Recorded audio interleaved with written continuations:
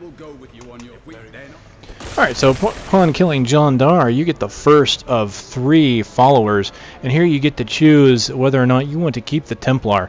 Templar is a fierce melee warrior. He can use a shield and any one-handed melee weapons. He starts with a shield and a spear. Now, in other videos I've gone on without him, but because I'm kind of doing these as primers and kind of want to give you guys some information, I'm going to keep him. I think I've already talked a bit long this time, so I will probably go over the Templar and the next one. Let me go over some basics here, just real quick so you can see him. He's pretty much just like your character. When you activate him, you can click on his little icon in the upper left-hand corner. Also, the F key serves as a shortcut. I do not understand how evil works. You can... When you have a follower of any kind, this is something I haven't gone over, when you have a follower or an NPC that's following you around, you can always right-click on their portrait to get a menu. And in this case, I have my follower. I can dismiss him if I want, or I can just talk to him. You can talk to him and get cues. Now again, this happens for any NPC. When I had Leah with me, I could just right-click on Leah's portrait and talk to her. I just didn't do it. Alright, now if you dismiss your Templar, like so, he goes away. But if you go back to town,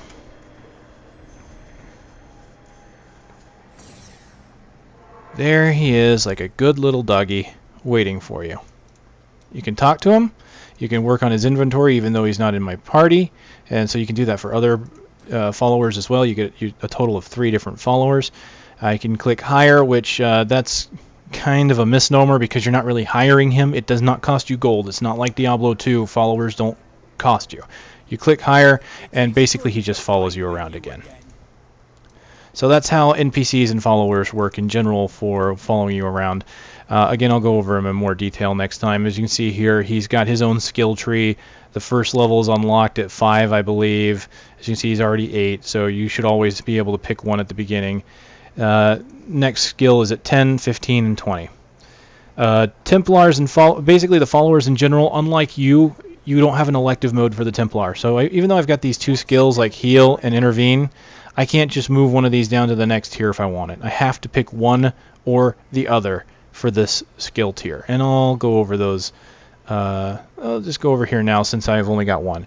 Basically, I can choose between heal, which he will heal himself or me for 95 life, and that'll go up as he levels, and it has a 30-second cooldown. Typically he'll wait till you're about 50% before he starts healing. This is very effective for melee characters or anyone that's expected to take a lot of damage, because if you're out there in the thick of it, he can just heal you over and over again. It'll save you, and you can rely on that as well as your health potions or health globes, and it should really see you through until you start taking massive damage. Intervene allows him to taunt enemies that are attacking you for 3 seconds, and he will only do it when you're below 50% health, and you can only do it once a minute. But that is very useful for melee characters. May not want that because it'll take their attention off you, and then you can't hit them. It really depends. You can do it if you want. It'll relieve some pressure off you if you need to get away quickly.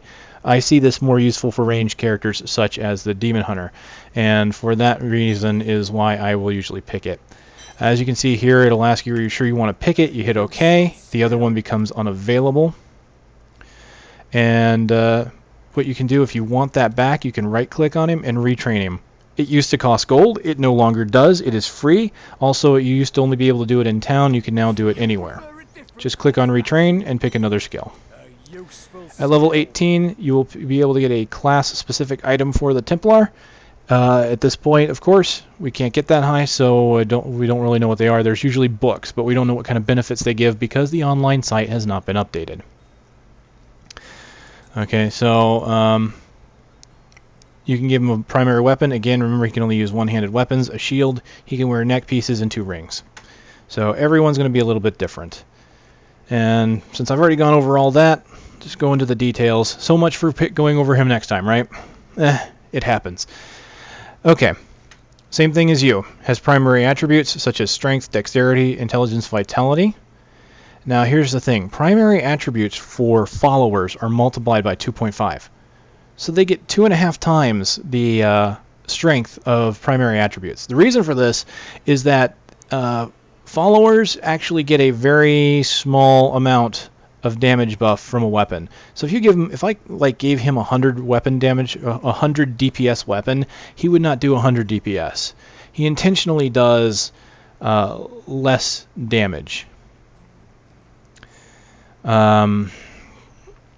Simply because they don't want him to be as strong as you. He's there to supplement you. So you want to give him stronger weapons, but don't expect him to do the same damage you do. He won't. So they decided to make it so that primary attributes help them much more. So in this case, he'll get a lot more damage and armor from this, but he still won't do as much as you. As you can see here, it even shows you that strength is the Templar's primary attribute, so each one will have its own. Since you've got 3 followers, I imagine each one will be Dex and Intelligence. Intelligence probably for the Enchantress, Dexterity for the Scoundrel. So here you see he gets Dodge, Intelligence gives him Resistance, and then of course Vitality just like you. You can look at his life, armor, and again damage. As you can see, he's only doing 1.4 DPS, even though he's got a 7.2 weapon.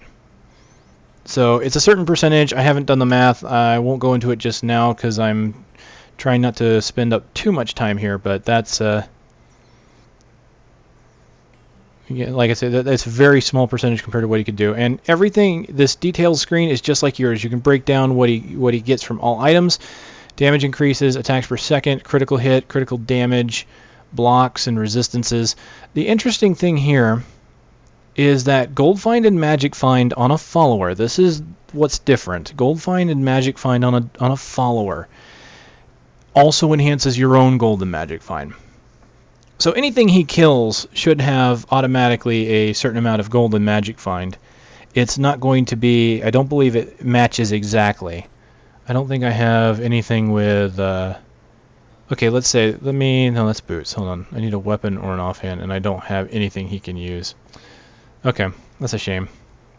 But as far as I remember, he would get a little bit of the item, and then here's what happens. 20% of the Gold and Magic Find that is on him also goes to you. So if you're not going to go out in a group for your Gold and Magic Find, put it on a follower. Hell, if you don't even care about your follower, just take him anyway and put Gold and Magic Find on his weapon, offhand, rings, and neck. Give him as much Magic Find as you can think of. You're only going to get 20% of it. That's not a lot, but it is a slight bonus. And that's to kind of simulate the averaged out Gold and Magic Find that they added in eventually. Basically, your Gold and Magic Find is averaged across the entire group. Whatever your Gold and Magic Find is, it's added to the rest of the group, and then it's divided among how many people you have, and that's what everybody gets. I kind of like that system. I have reasons for it. I can go over that in detail if anyone really wants. I've talked about it before, but I can talk about it again. So that's it.